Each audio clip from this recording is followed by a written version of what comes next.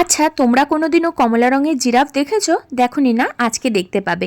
মানে একটা কাজের মধ্যে যদি আমি আরো একটা কাজকে টেনে নিয়ে আসি তাহলে তো ভুলভাল হবেই। তো যাই হোক, এরকমই ব্যাপারটা হয়েছে। আগের দিন যে তোমাদের সাথে আমি একটা ক্রাফট শেয়ার করেছিলাম ভ্যালেন্টাইন্স ডে উপলক্ষে, সেই কাজটা করতে বসে ভাবলাম এই কাজটাতে তো আমি ধাপে ধাপে রং করব আর সেটা শুকোতে টাইম লাগবে।